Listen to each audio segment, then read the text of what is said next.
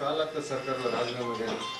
घ्यायचाच नव्हता, यांना घ्यायचाच नव्हता. एक राजकीय गुंड वाचवायचा होता, यांना मित्रत्व निभायचं होतं. सरकारचा छुपा अजेंडा देशमुख परिवाराच्या कुटुंबामध्ये राबवायचा होता.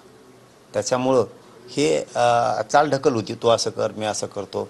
आणि हे समाजाच्या तेव्हाच लक्षात आलं की राजकारणी लोक जर आंदोलनात घुसले, प्रकरणात घुसले तर ते यशस्वी होत नाही.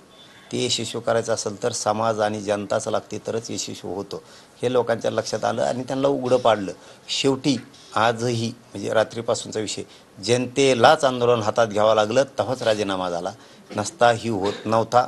तेव्हाही 302मध्ये ती 1 नंबरचा आरोपी येत नव्हता, मोक्यातही येत नव्हता. आंदोलनच करावं लागलं. त्याच्याही पाठीमागं आणखीन जातो, हा गुन्हासुद्धा दाखल होणार नव्हता. हे प्रकरण दबलं होतं, कारण 2 दिवस गुन्हा दाखल होतच नव्हता आणि ते होणार पण नव्हता. अशी पद्धत इथं जुळून आणली होती. परंतु ते मॅटर आपण जाग्यावर लावून धरलं आणि तो गुन्हा दाखल करायला लावला.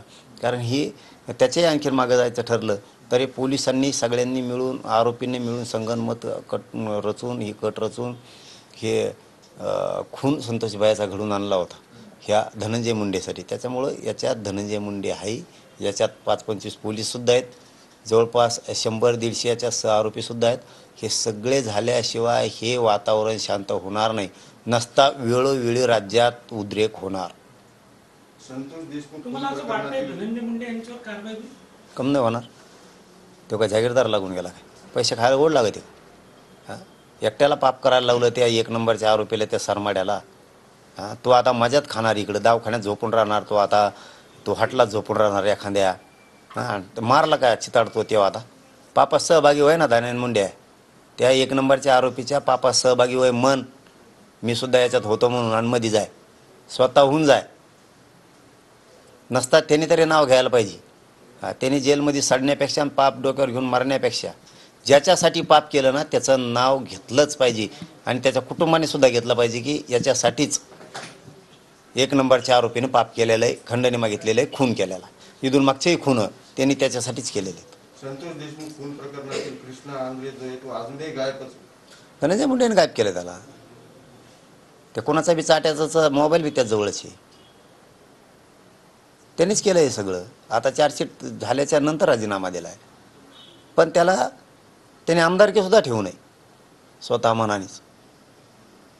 आणि त्याची सगळे टोळे आज जाऊस तर आमचा मोर्चा आता तिकडंच आहे. इतके माजलेले आहेत ना, हे सगळेच असले आहेत, एक धाडाचं नाही यांच्यात.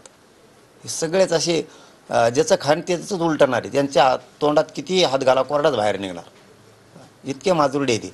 हे रस्त्याने चालले ना, मोटरसायकलचा कट हाणते, लोकाला गाडीचा कट हाणते, दारू पिऊन रोडवर शा देते. कुणाचा नाही धक्का लागला तरी धक्का लागला म्हणते, भांडणं करते.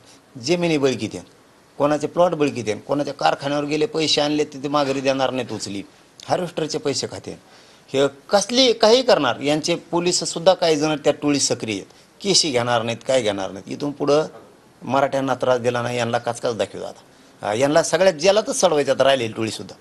तुम्ही नुसतं इथून पुढं लोकांना त्रास देऊन बघा मला.